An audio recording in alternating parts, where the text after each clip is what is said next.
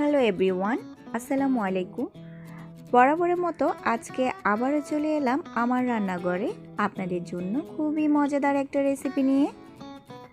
Hotel অথবা রেস্টুরেন্টের মতো খুবই মজাদার তান্দুরি চিকেন ঘরেই তৈরি করে ফেলুন খুব সহজে।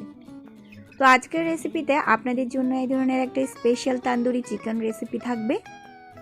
কোনো প্রকার ওভেনের ঝামেলা ছাড়াই আপনারা বাসায় তৈরি করে ফেলতে পারবেন এই সহজ উপায়ে তান্দুরি চিকেনটা। আমার এই তান্দুরি চিকেনটা এত টেস্টি, এত মজাদার হয়েছিল যে হোটেল অথবা রেস্টুরেন্টের স্বাদটাকেও হার মানাবে। এই চিকেনটা এত টেস্টি, এত সফট এবং জুসি ছিল যে এটা আসলে আপনারা এই প্রসেস ফলো করে যদি বাসায় ট্রাই করেন তাহলেই বুঝতে পারবেন। অনেকে মনে করেন যে তান্দুরি চিকেন ঘরে তৈরি করতে গেলে অনেক ঝামেলা পোহাতে হয়, তার চাইতে দোকান থেকে কিনে নেওয়াটাই ভালো। কিন্তু না, দোকান থেকে চড়া দামে তান্দুরি চিকেন না কিনে আপনারা চাইলে ঘরেই তৈরি করে ফেলতে পারবেন খুব সহজে।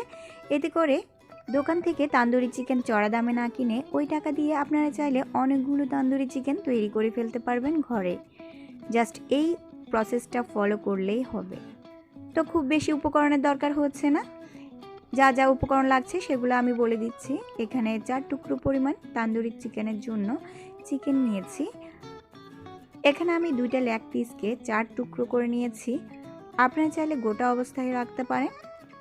এই তান্দুরি চিকেনটার মধ্যে টক দই দিতে হবে, বাট আমার হাতের নাগালে টক দই নেই বলেই আমি এখানে 1 টেবিল চামচ পরিমাণ গুঁড়ো দুধ দিয়ে দিলাম এবং 1 টেবিল চামচ পরিমাণ লেবুর রস দিয়ে দিলাম এবং পরিমাণ মতো লবণ দিয়ে এই সবগুলো উপকরণ খুব ভালোভাবে মেখে 20 মিনিটের জন্য ম্যারিনেট করতে রেখে দিলাম।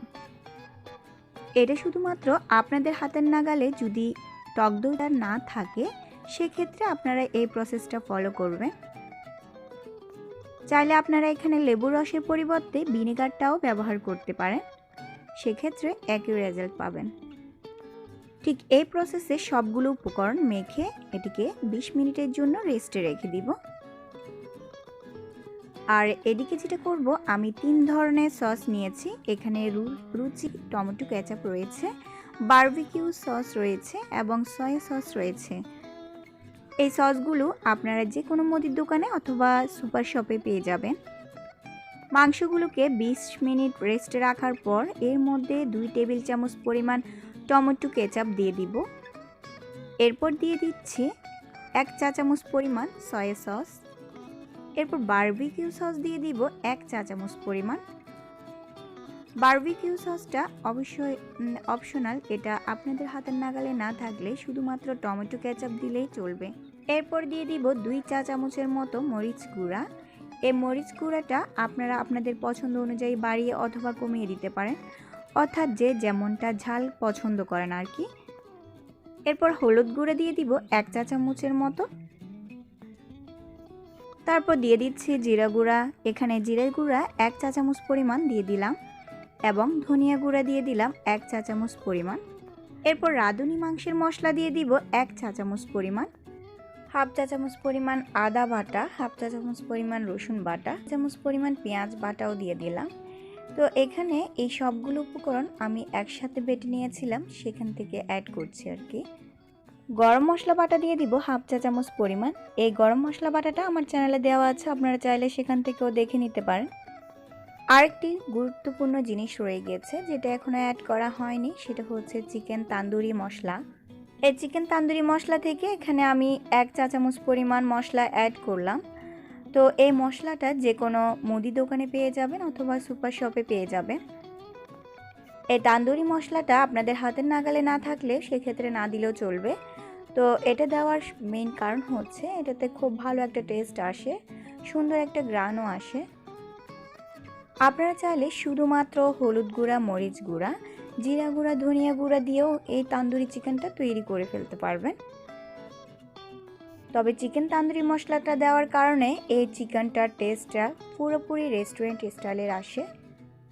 এই সবগুলো উপকরণ খুব ভালোভাবে মেখে নেওয়ার পর এটিকে এবার একটা কাঁটা চামচ অথবা ছুরির সাহায্যে কেচে নিতে হবে, যাতে করে মাংসের মধ্যে মশলাগুলো খুব ভালোভাবে সেট হয়ে যায়, অর্থাৎ মাংসের ভিতরে ভিতরে মশলাগুলো যাতে ঢুকতে পারে।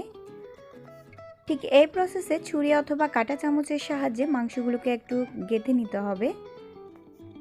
এতে করে মাংসটা অনেক টেস্টি এবং জুসি হয়। এবার এটিকে ঢাকনা দিয়ে ঢেকে 2 ঘন্টার জন্য নর্মাল ফ্রিজে রেখে দিব। তো আপনারা চাইলে এটিকে 6 ঘন্টা ধরে নর্মাল ফ্রিজে ম্যারিনেট করতে পারেন। এতে করে যত বেশি ম্যারিনেট করা যায় তত টেস্টি হয়ে থাকে মাংসটা। তো দেখতে পাচ্ছেন চুলায় একটা কড়াই বসিয়ে দিলাম এবং কড়াইটা গরম হয়ে যাওয়ার সাথে সাথে এর মধ্যে 1 কাপ পরিমাণ সরিষার তেল দিয়ে দিব। আপনারা চাইলে সরিষার তেলের পরিবর্তে এখানে সয়াবিন তেল অথবা অলিভ অয়েলও ব্যবহার করতে পারেন। তবে কিন্তু তান্দুরি চিকেনের পারফেক্ট টেস্ট পাওয়ার জন্য সরিষার তেলটাই ব্যবহার করা উত্তম, যেটা আমি মনে করি।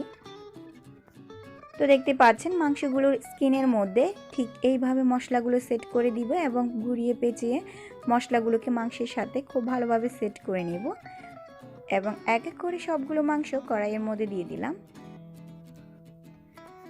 এ পর্যায়ে চুলার আঁচটা একেবারে হাই হিটের থাকবে এবং 2 মিনিট ধরে এটিকে ভেজে নিতে হবে। তো যখনই দেখবেন যে একটা সাইড পুরোপুরি ভাজা হয়ে গেছে, অর্থাৎ পোড়া পোড়া একটা স্মেল বের হচ্ছে, ঠিক তখনই এগুলোকে উল্টিয়ে দিব। এই অবস্থায় কিন্তু ঢাকনা দেওয়া যাবে না, এটিকে হাই হিটে রেখে এই কাজগুলো করে নিতে হবে।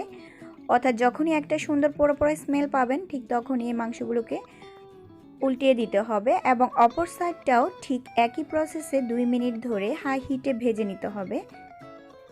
এতে করে যেটা হবে, মাংসের উপরের সাইডটা একটু শক্ত থাকবে এবং ভিতরের সাইডটা একটু জুসি হয়ে যাবে, অর্থাৎ একটু নরম নরম ভাব চলে আসবে।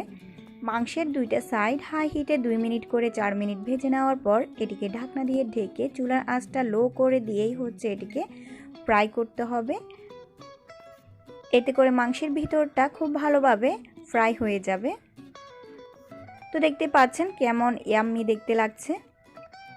আপনারা চাইলে এই ধরনের রেসিপি বাসায় ট্রাই করতে পারেন, দেখবেন পুরোপুরি রেস্টুরেন্ট স্টাইলের একটা ফ্লেভার আসছে এবং পুরোপুরি রেস্টুরেন্ট স্টাইলের একটা টেস্ট পাওয়া যাচ্ছে। এবার যেটা করব, এই মাংসগুলো পরিবেশন করার জন্য শসা কেটে নিব আর শসাগুলোকে ঠিক ছোট ছোট সাইজের কিউব করে কেটে নিয়েছি। দেখুন তো মাংসগুলোকে কেমন লাগছে দেখতে, খুবই ইয়াম্মি লাগছে এবং এই মাংসটা খেতে কিন্তু অসাধারণ হয়েছে। কেন আপনারা শুধু শুধু রেস্টুরেন্টে গিয়ে 1 থেকে 2 টুকরো মাংসের জন্য অনেকগুলো টাকা গুনবেন? আপনারা চাইলে সে টাকা দিয়ে চিকেন কিনে বাসায় এই ধরনের রেসিপি ট্রাই করতে পারেন, দেখতে পাবেন পুরোপুরি রেস্টুরেন্টের স্বাদটা পাবেন আপনারা বাসায়। এরপর এই মাংসটাকে হোয়াইট সস এবং পরোটা দিয়ে সার্ভ করব। এই হোয়াইট সসটা আমি আমার বাসায় তৈরি করেছি। এই হোয়াইট সসের রেসিপিটাই আমার চ্যানেলে দেওয়া আছে, আপনারা চাইলে সেখান থেকে দেখে নিতে পারেন অথবা ভিডিও লিঙ্কটা আমি এই ভিডিও ডেসক্রিপশনে দিয়ে দিব, আপনারা চাইলে সেখান থেকেও দেখে নিতে পারেন। তো আমার এই রেসিপিটি কেমন লাগলো আপনারা প্লিজ আমাকে কমেন্ট করে জানাবেন। আর এই রেসিপিটি যদি আপনাদের ভালো লেগে থাকে তাহলে প্লিজ আপনারা আমার চ্যানেলটাকে সাবস্ক্রাইব করে পাশে থাকা বেল বাটনটি ক্লিক করে দিবেন, যাতে পরবর্তী ভিডিও ছাড়ার সাথে সাথে নোটিফিকেশন আপনাদের কাছে পৌঁছে যায়। তো আজ এই পর্যন্ত, আল্লাহ হাফেজ।